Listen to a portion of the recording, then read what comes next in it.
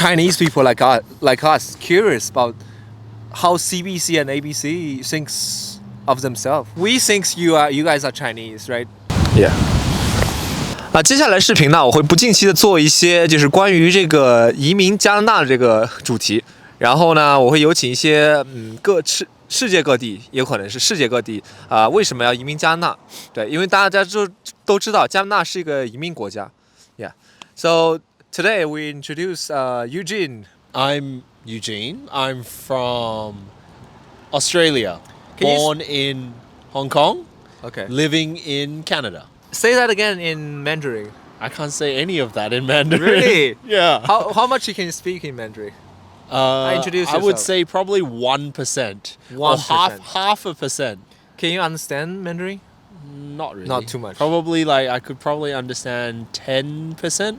But I would translate that in my own head into Cantonese. Yeah. Yeah, so I think I could understand Cantonese probably 80%. 80% So to you 90%. speak Cantonese at home, right? Yeah, but the more I stay in Canada, Yeah. the less and less I speak Chinese and Cantonese. So when you grew up, you learned Cantonese first, right? I would think so. I can't remember my childhood that long ago, but yeah, because my family speaks Cantonese at home. Okay. And I would only pretty much use English in school. Okay. Yeah. So okay. What makes you want to move to Canada then? Well, yeah, the snowboarding and the biking, Oh, just for snowboarding, biking. pretty much. But I think you can do it in New Zealand and in Australia.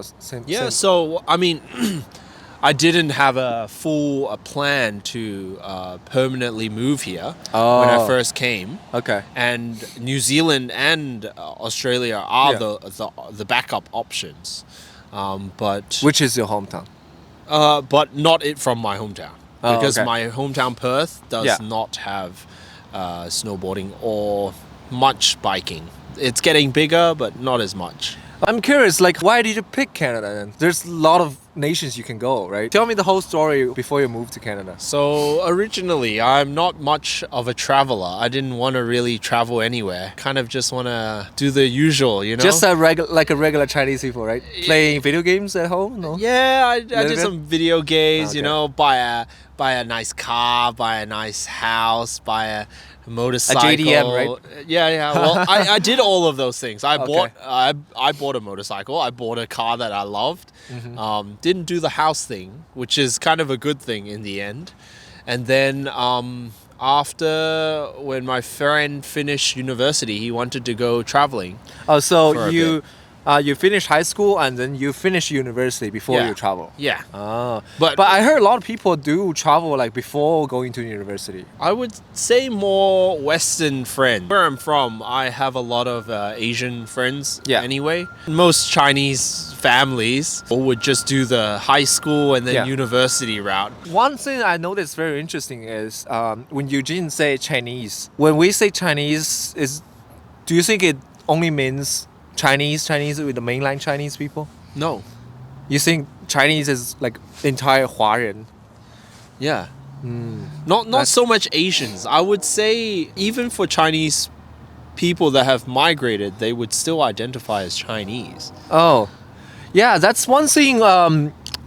Chinese people like us curious about how CBC and ABC thinks of themselves. We think you guys are Chinese, right? Probably not you, because you were born in Hong Kong, right?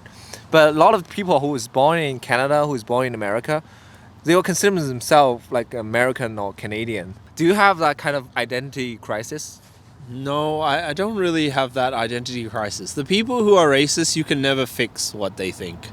What can I do? What can I do? That's right. I try not to see anyone where they're from. Yeah. I just ask them where they're from, and if it's interesting, then talk about that. You know, there's always things to share about different cultures. Actually, before Eugene, I rarely make friends with CBC or ABC. Because, one thing is, I come from a language school, going to university. Yeah. I don't know, like for me, they seems very different, very, very different from us. Because they cannot speak Chinese, like Mandarin. And the way they think is more Western. But I would find it easier to connect with a mainland Chinese person than, let's say, an African person, because I haven't met many definitely. African people, you know. We have a lot in common. You just didn't notice. Probably I'm not a very typical like mainland Chinese person, exactly. So Okay. that's what it takes, I guess. Anyway, okay. So we going too far. Okay, we going too far. Okay, actually, so I heard about working holidays. I'm really curious about that. Like, Commonwealth countries, do they have agreement or something? It's not like just that? Commonwealth countries. It's any government that makes an agreement with Canada. They are I'm allowed to. really jealous of that. I heard of one of a friend. You know, he graduated from high school, and he went to Japan for half year, just teach English at the same time. Yep. You know, just working holidays. You know, just having fun. Not like a traveler. Not like I go to Tokyo like for 5 days. Yeah. You know, I just taking pictures and walk around and eating things. I really want to like go deeply, like make friends with the local people and you know, experience what life's like to be inside of Japan. Yeah. I'm really jealous of you guys. Like, how's that work? Like, is it hard to apply for one? I'm not sure. I haven't done it You before. haven't done it? No.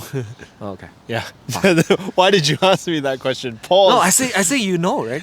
I've heard there's a teaching program which is similar, where you have to have a degree. You don't just apply and you'll get it. They hand select the people that are coming. Oh. Yeah. Imagine I have a life that I can, like, when I graduate from high school, I can go explore the world. Like, I can stay in probably like Japan for half a year. I can go to European country for staying for half a year, working at the same time. And I can go to Canada. I can go to US. When I finish all those things, my mindset will be so expanded. Besides the knowledge I learned from teacher and class, right? And I think I will be very open-minded, and maybe I will pick one country which I think is the best, and maybe I will stay the rest of my life. Do you have any limits for the working holiday? What's your limit? So they used to have it unlimited, Yeah. but now it's limited to once in a lifetime. Oh. So you can only do it once in a In lifetime. Canada. In Canada. So you can only do it once for 2 years. 2 years? Yeah, up to 2 years, Oh, wow. and only until you're 30. For Chinese people who come here, they, like I said, you need to have certain amount of saving, and then you need to, I think a lot of times you need to find a job before you came here. And Yeah. also you need to have certain level of education. It's pretty hard. For me, I came as a student, right? Because I don't have any too much higher educations, and I haven't even worked before. So the reason why a lot of Chinese people has failed to come to Canada is because our English is way worse than yours. So a lot of people cannot pass the English, so that stops them to get a good job, and also that stops them to get higher points when they get immigration.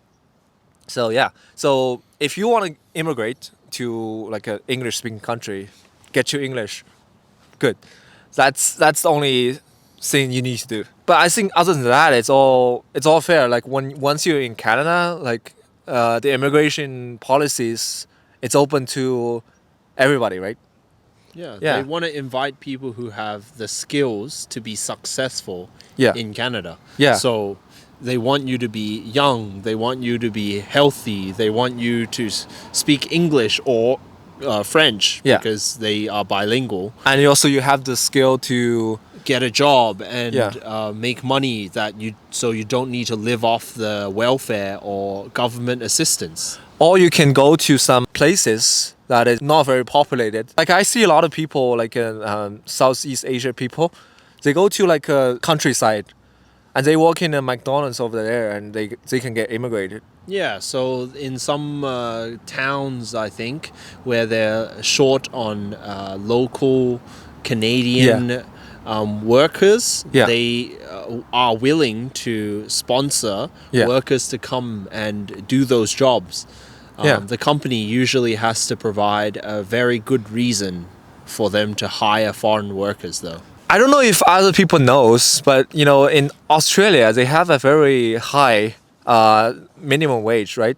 How much minimum wage do you have? I think it's like $17, $18 an 17, 18 bucks. So, but in Canada it's 11 bucks. hour. Yeah, it depends on the province, but yeah, around 11 to 12. It's very low, yeah. You think you would make more money in Australia, right? I would think so. Yeah. Usually Chinese people but these days may change a little bit, especially people like me. I do want to make big money, but at the same time, I want to enjoy my life as much as I want to make money. But in China, our society is very competitive. Like people are competing each other, right? What do you call it? Rat race? Yeah. Rat race. It's called consumerism.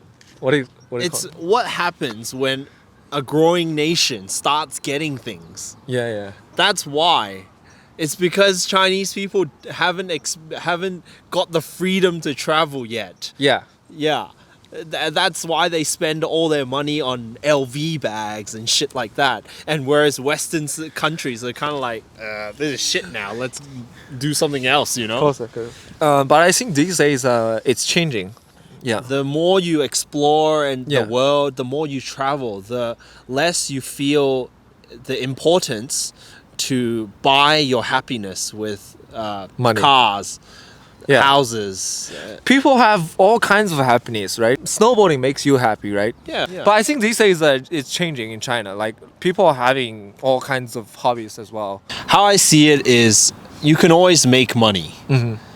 But the ability to do the hobbies like snowboarding and biking or even painting, it takes time and effort that money cannot buy.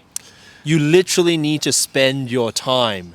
My parents, if I'm thinking the way you think, they will think me not very, hardworking.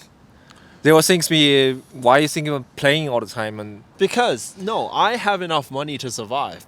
But that's all like yeah, like- see, that's one thing very different.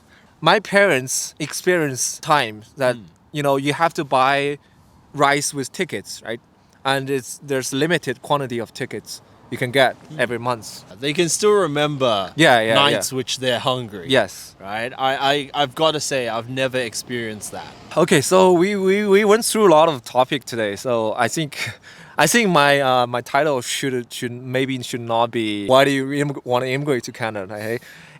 I think it's more like a CBC ABC sharing idea with mainland Chinese people. I think it's very interesting to talk to people. That's one thing fascinating about traveling, right? You can talk to other people what they think it's like very different